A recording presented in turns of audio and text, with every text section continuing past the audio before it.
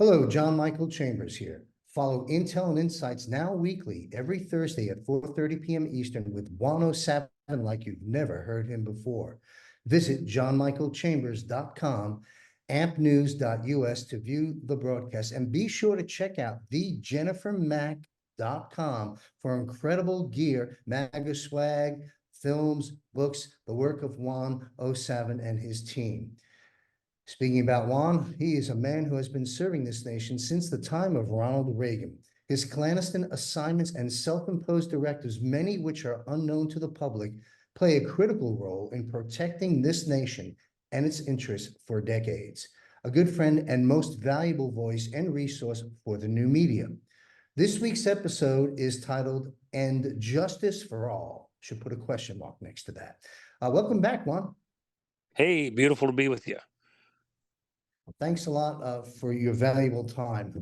Last week's episode, you and I talked about ways to prepare physically, spiritually, mentally. And folks, I have to tell you, I may have said this before because I've been talking with Juan on camera or on audio for many years now. And I've probably said this before, but I'll say it again. That was one of the most inspiring and valuable discussions I've had with Juan. You've got to listen to last week's episode on preparation. Many listening to this broadcast, Juan, feel that justice has not been served and will not be served to those treasonous bastards and evil ones who have made this a prison planet, if you will, that people are now starting to wake up to, and whom have committed unspeakable acts against humanity, that justice hasn't been served. Has justice for some already been served? Will justice be served now and moving forward? Juan, break this down for us, please. I think it's extremely important for the public to get your insights into the subject. Justice for all. Well, America, there's this theme that we've had even in, the literature from the outset here in the country. We talk about truth, justice, the American way. Okay. Have our politicians been speaking truth to us? Has our court system been delivering justice? One of the cases that I've been working on in the background for a couple of years, a person was falsely accused of something. And in fact, in the course of the work that I did, I brought in, because we knew that there had been altered tapes, that the audio tapes had been altered, didn't fit other records that were there, and couldn't get the prosecution to do proper disclosure, what we call Brady evidence, exculpatory evidence. In fact, a grand jury was presented with information based on an altered tape. There was all sorts of little sneaky things that were done. It concealed the fact that the original recording no longer existed. And in various points in the case, an admission was even made. In the course of uploading it, the original then was erased. So you don't have original evidence anymore? No. But we're going to go on with this. So literally years and thousands, not hundreds, thousands of hours were spent by all the various people involved to get to the point in the court system, the investigative process, the various technical advisors and experts to prove beyond any question that the information presented to the grand jury was altered in order to frame this individual, that he was extradited from one state across the country to another state, in prison, and then on an ankle bracelet, not for months, but years, over a year in prison, in a dangerous situation, a couple of years on an ankle bracelet.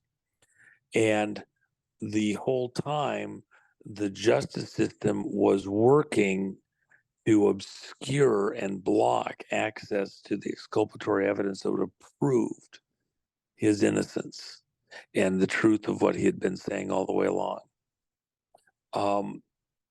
When it was with stuff that's been released since, it was shown that the detectives, the prosecutors, even the judge were working in a racket type of an operation to stop justice from moving forward, because at a certain point it became extremely embarrassing. It's a sticky wicket.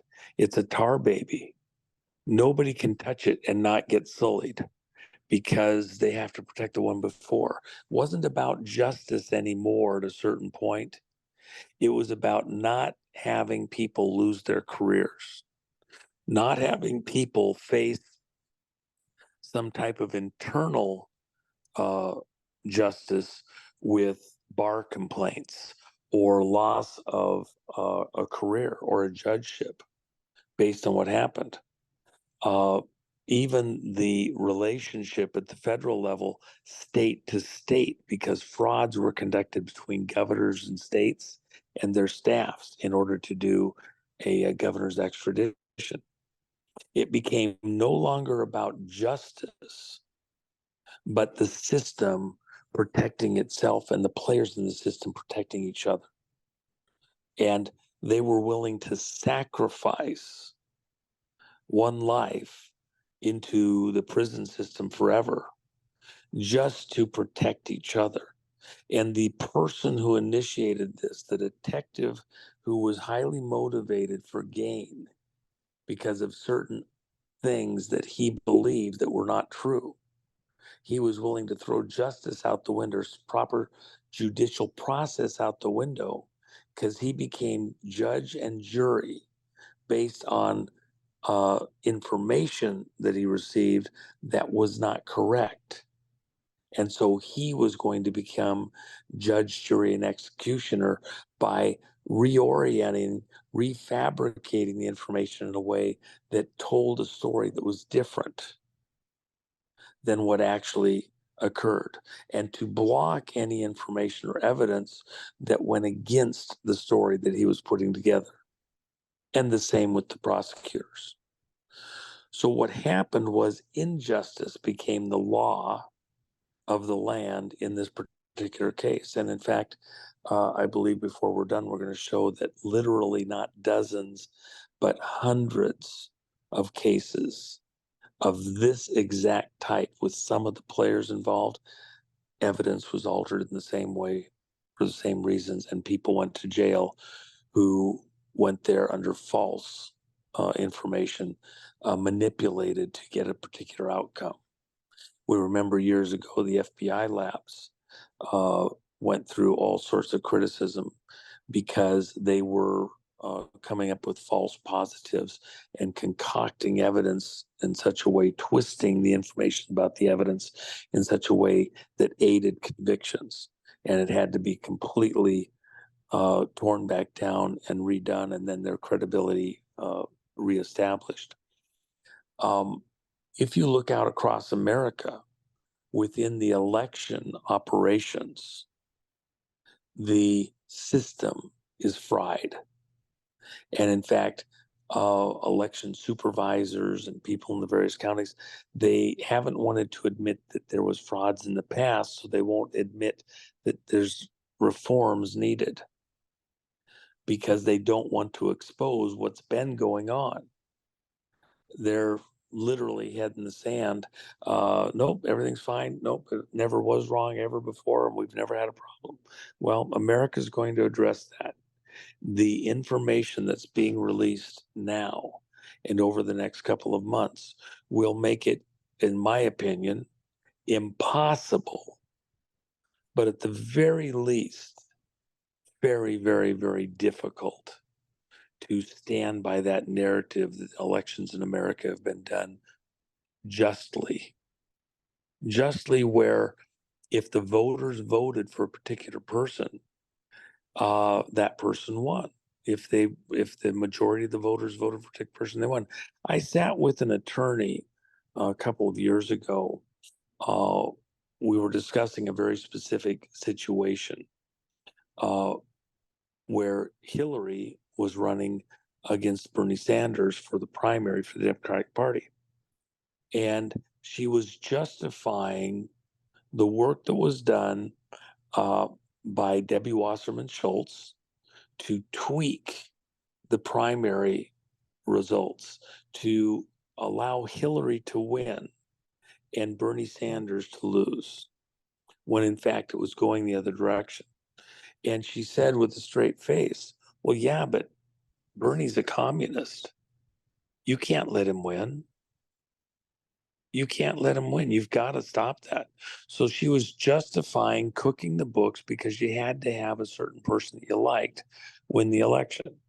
So remember, that was the logic going on when Seth Rich downloaded the information out of the servers and gave it to WikiLeaks through his brother. Something that's not widely accepted as being the fact, but that's what I'm telling you is that's where the evidence leads. And eventually I believe that'll become common knowledge. She justified stealing because they knew better than the voters did. Democrats should be the ones that are most pissed off because in those primaries, Bernie had quite a crew going and was headed for a win. So with that in mind, if you're going to justify an injustice just because you believe you know the truth better, America's doomed. That's why justice is supposed to be blind, and we weigh things out and the scales show what the scales show. Okay.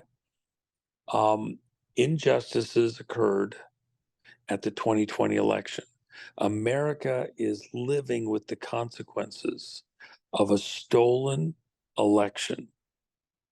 The person that won that election has been defrauded.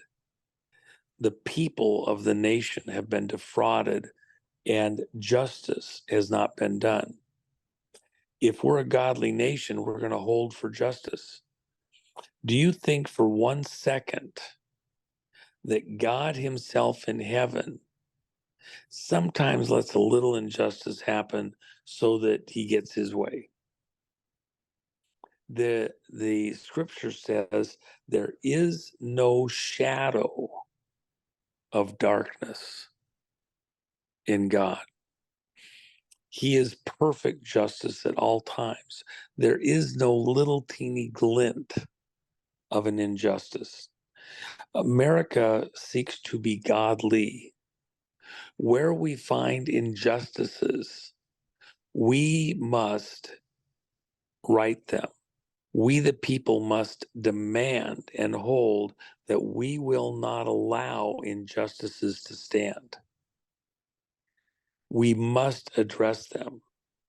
In the Old Testament, if there was a murder in a region and it was unsolved, there was a curse in that region until the murderer was located and justice was served. So the people were very diligent not to look the other way because the curse on the land, the crops wouldn't work right, the weather didn't work right, danger from enemies came in. So they had to have justice in their region, and there was a collective grip that we will do justly here in our area so that we do not fall into any type of calamity or lose the grace of God protecting us. We as a nation have injustices going on all around us that are unaddressed and unrectified. In Florida, Tim Canova ran against Debbie Wasserman Schultz, and he believed that he had won the primary vote running for this office as representative there, U.S. representative in Florida.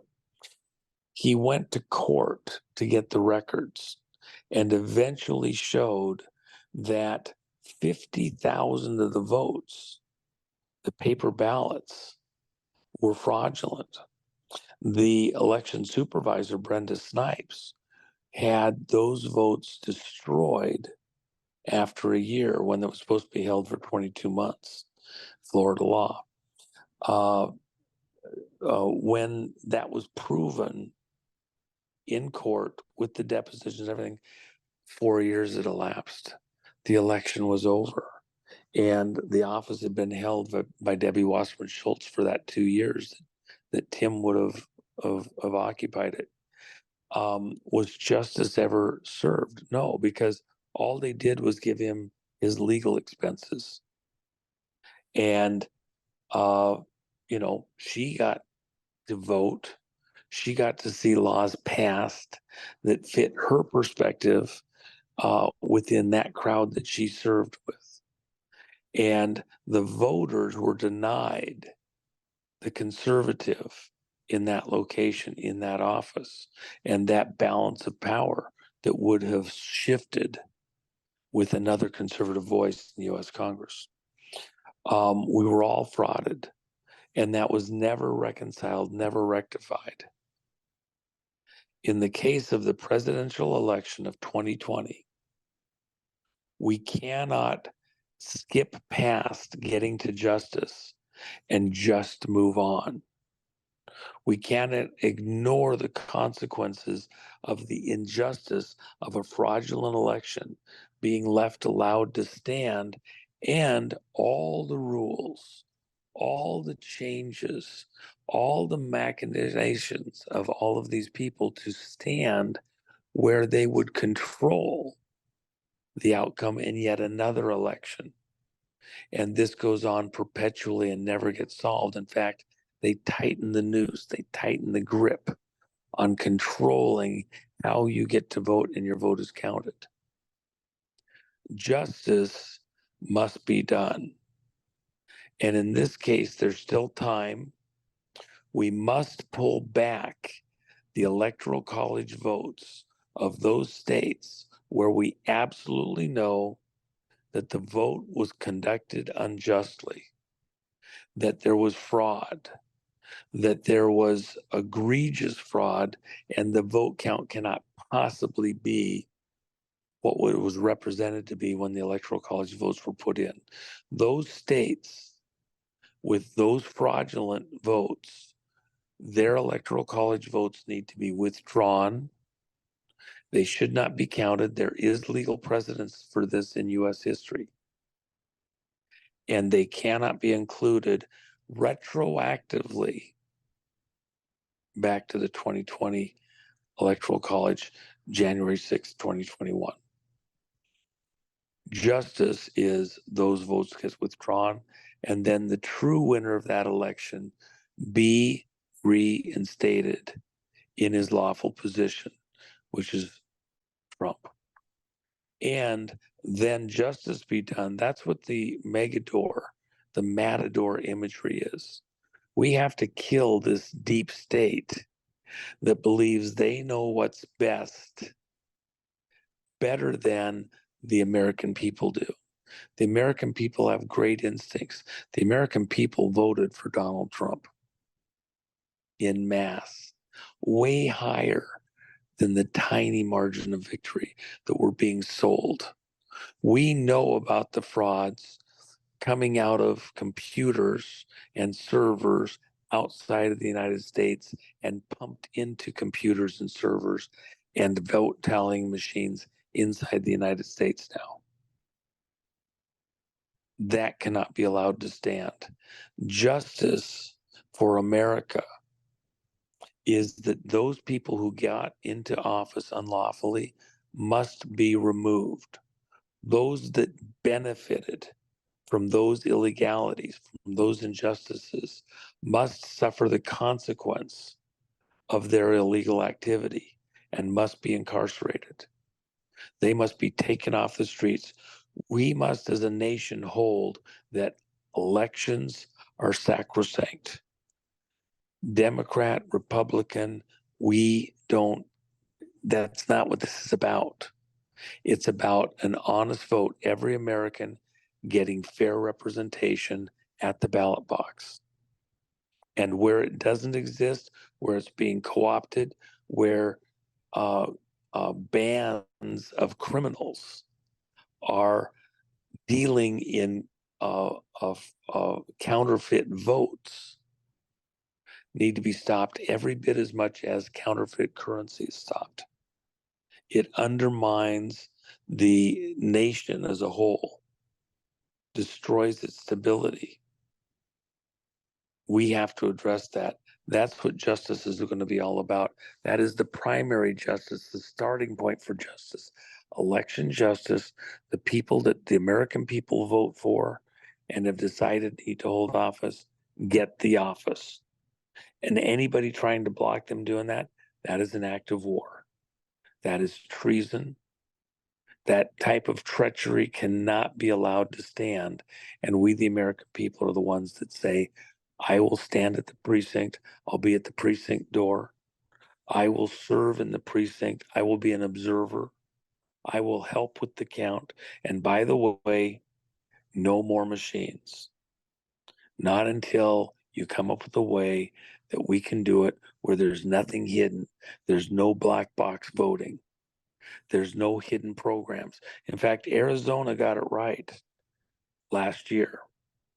They put into place a law that says because the vote and the election is a matter of national security, that all of the tools of the election process, just like the weapons, such as our fighter aircraft, etc., all of those items are a national security risk if somebody gets in there and puts fraudulent weak parts that aren't as good as they're supposed to be, or hidden programs in the background.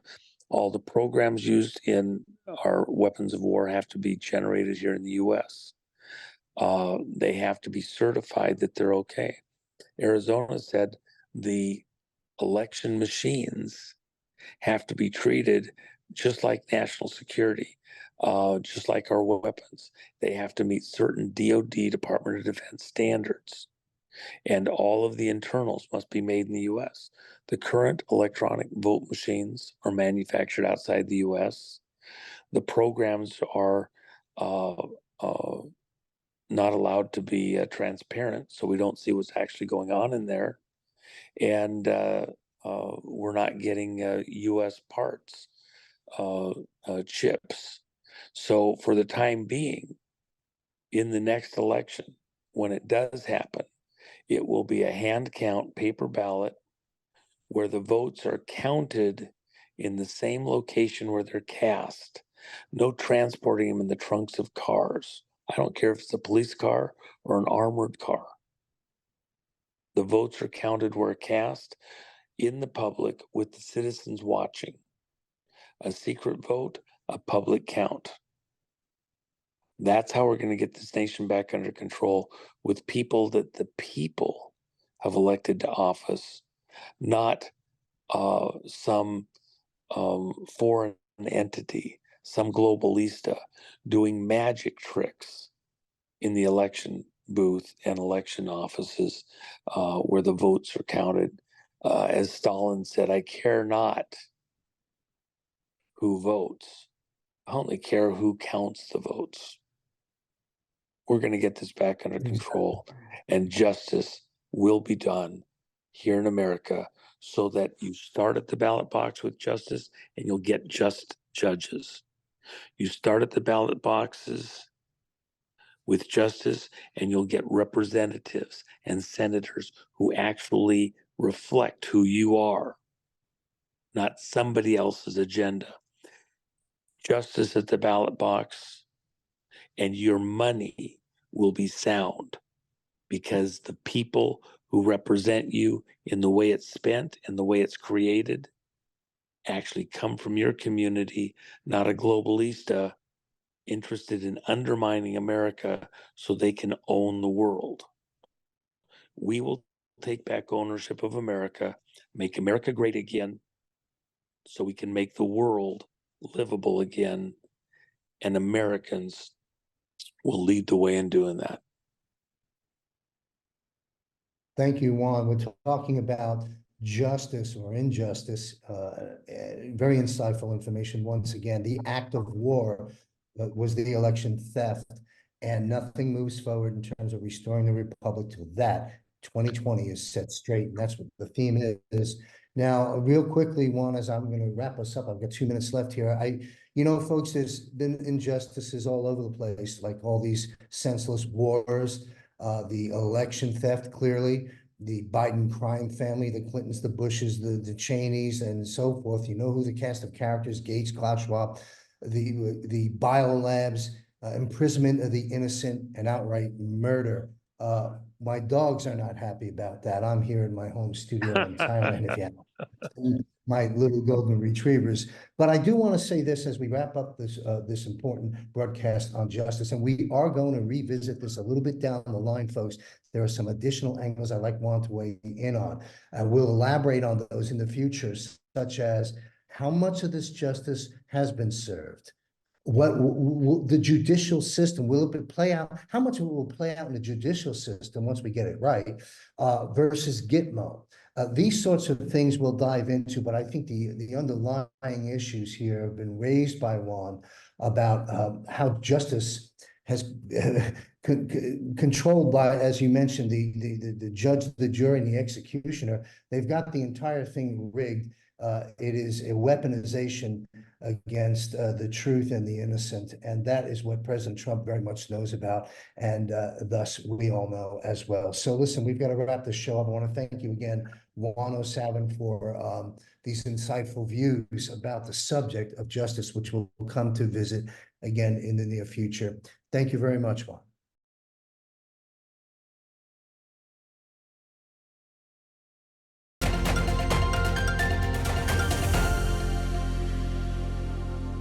Hi, this is Sean Morgan with an AMP Consumer Report. You know, most small businesses are actually owned by conservatives, and most small businesses accept credit cards and debit cards. But who is their credit card processor? Is it a woke corporation that could debank them?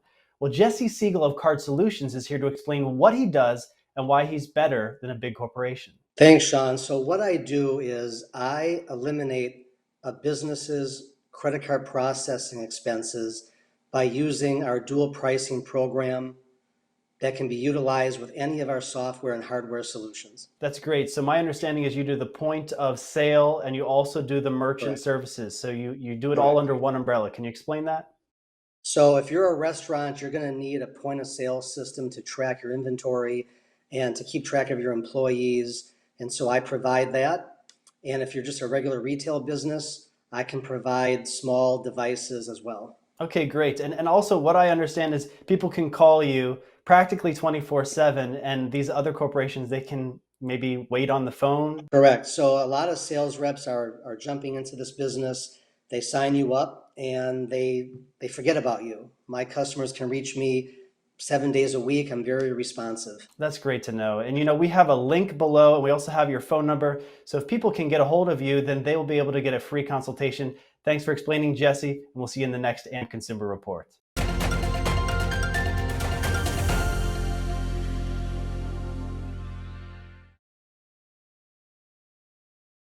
The world is about to shift. Banks are going cashless globally with the emergence of central bank digital currency, which will bring with it programmable money and the ability to turn on or off your purchasing power based on your digital social profile. It's like the equivalent of spyware in your bank account. You need to get out of the system with the world's safest and most private assets, silver and gold. Call KIRK ELLIOTT, PhD, 720-605-3900.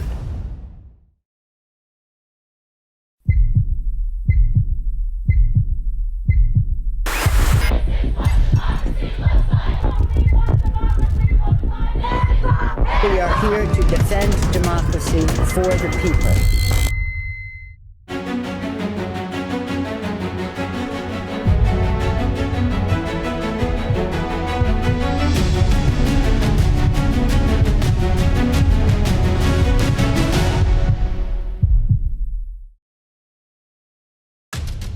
Reach a loyal demographic of freedom-loving Americans who vote with their dollars. Promote your Patriot business on AMP News. Contact Sean Morgan at sean@ampnews.us. AMP News is now Patriot.tv.